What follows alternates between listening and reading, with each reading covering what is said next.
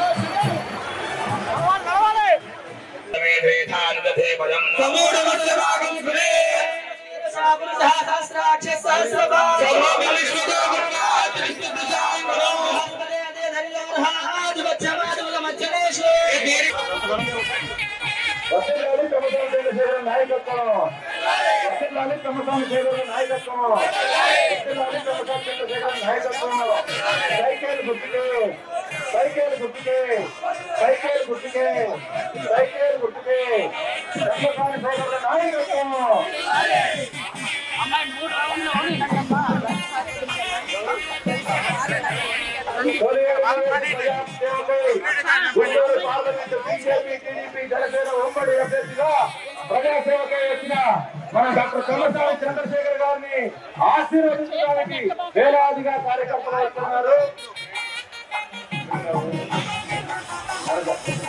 ఇంకా మనకు సమయం ఉంది కాబట్టి ఇప్పుడు టైం ఉందంట. పంతులు గారు కొంచెం సైడ్ అయ్యమ్మా ప్లీజ్.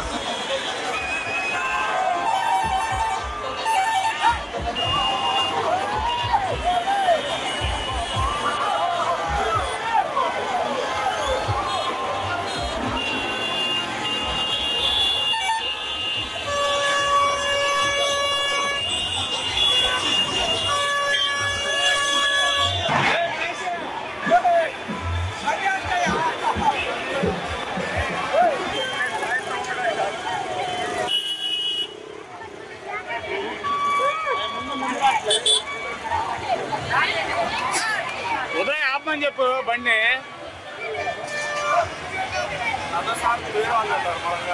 ఎవరు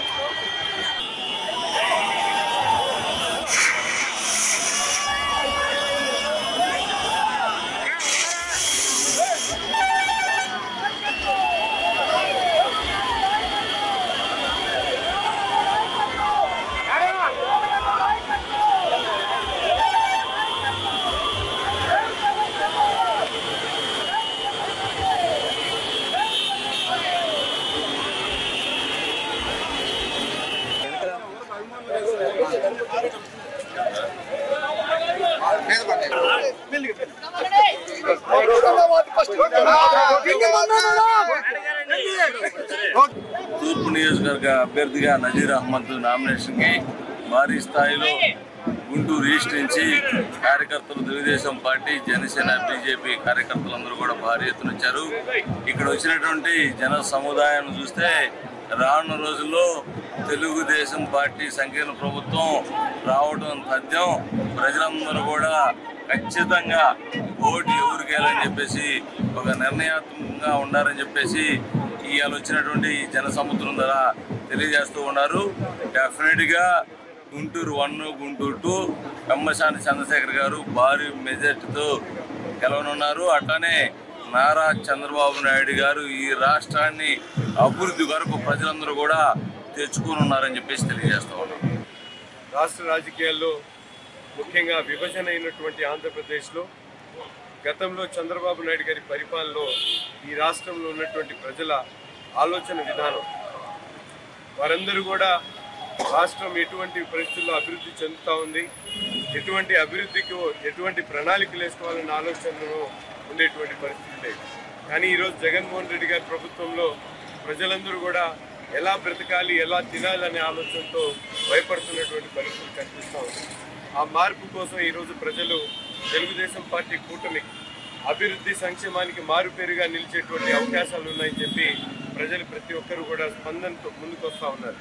వారందరి ఆశీర్వాదంతో తప్పకుండా 2024 రేపు మే 13న జరగబోయేటువంటి ఎన్నికల్లో గుంటూరు తూర్పు నియోజకవర్గ తెలుగుదేశం పార్టీ అభ్యర్థిగా చంద్రబాబు నాయుడు గారి ఆశీస్సులతో, పవన్ కళ్యాణ్ గారి మద్దతుతో తప్పకుండా ఈ ప్రాంతంలో తెలుగుదేశం పార్టీ జెండాను ఎగరవేసేటువంటి విధంగా మేమందరం కూడా కలిసికట్టుగా పనిచేయబోతా ఉన్నాం.